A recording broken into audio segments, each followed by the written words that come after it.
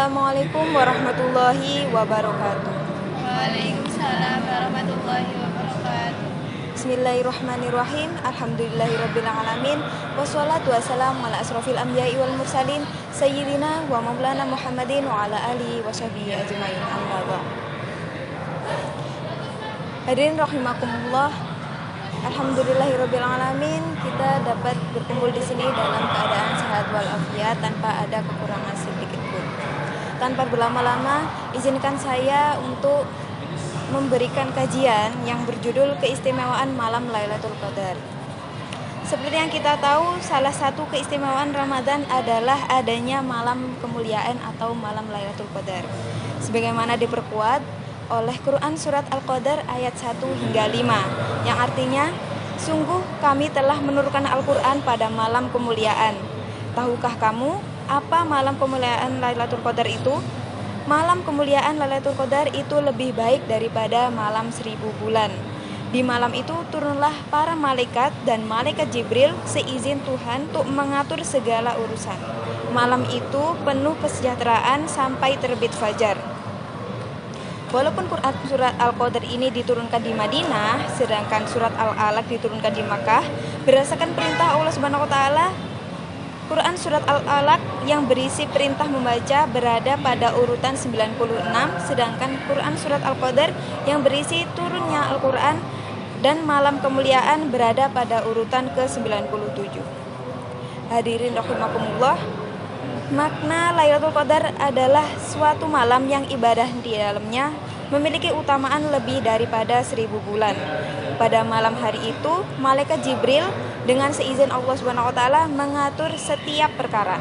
Demikian juga Allah Subhanahu wa taala telah memandang mereka dengan pandangan penuh rahmat dan penuh dengan kasih sayang, dan telah memaafkan mereka serta mengampuni mereka kecuali 4 macam golongan. Yang pertama, pencandu minuman arak. Yang kedua, berani dan durhaka kepada orang tuanya. Yang ketiga, orang yang sok memutuskan hubungan kebersamaan. Dan 4, orang yang suka menendam dan bermusuhan. Hadirin rahimakumullah, mengapa malam keutamaan itu diturunkan kepada Rasulullah SAW? Ada yang tahu? Tidak tahu. Nah, alasannya karena diindikasi bahwa anugerah dan rahmat Allah SWT yang diberikan kepada Rasulullah dan umatnya adalah lebih utama dibandingkan dengan pemberian rahmatnya kepada makhluk lainnya.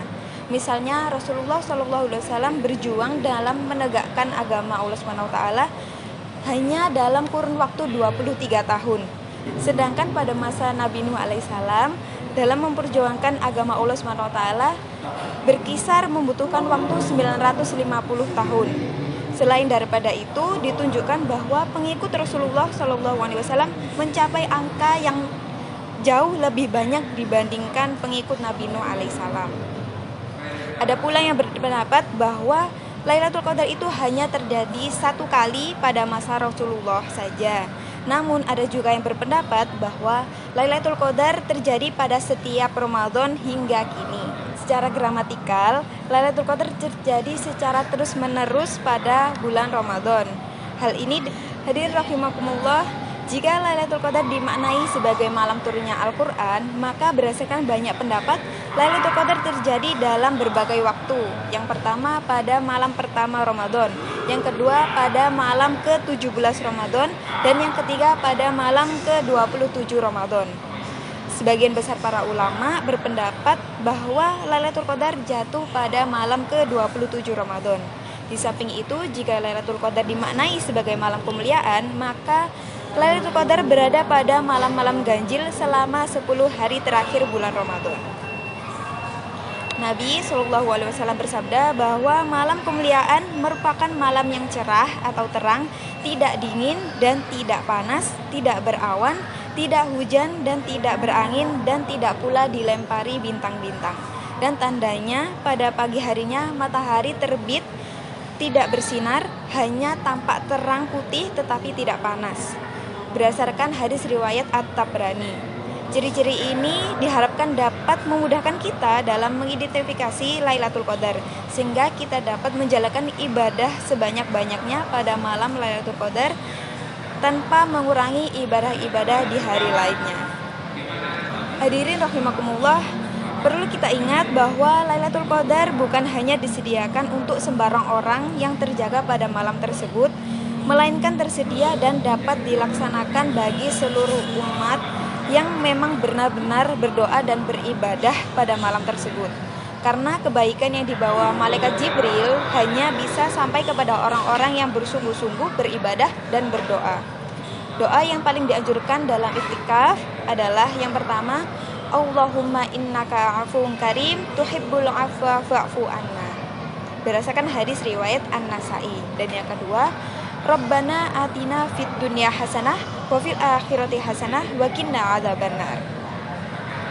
Hadirin rahimakumullah, siapa yang menjumpai Lailatul Qadar dan ia melakukan sholat 2 rakaat, setiap rakaatnya pada rakaat pertama membaca surat Al-Fatihah 1 kali dan surat Al-Ikhlas 7 kali, kemudian sehabis salam lalu beristighfar sebanyak 70 kali, maka tidaklah ia bangun dari tidurnya hingga Allah Subhanahu wa taala mengampuni dia dan kedua orang tuanya.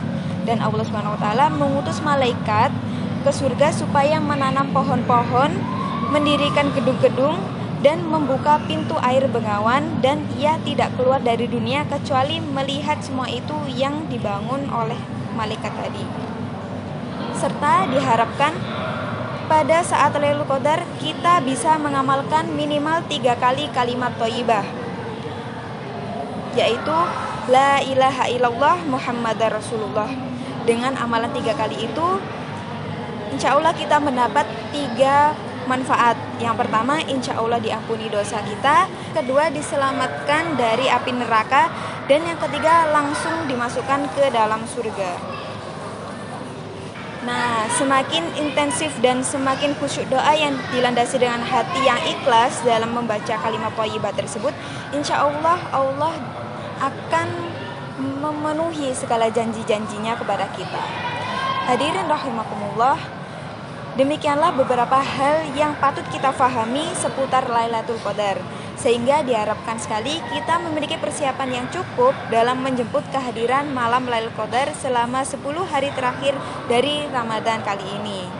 Semoga kita selalu diberikan petunjuk olehnya sehingga kita dapat memenangkan Ramadan pada tahun ini dengan peningkatan ketakwaan. Amin, amin ya rabbal alamin. Akhirul kalam, wabillahi taufiq wal hidayah, waridha wal inayah. Wassalamualaikum warahmatullahi wabarakatuh. Waalaikumsalam warahmatullahi wabarakatuh.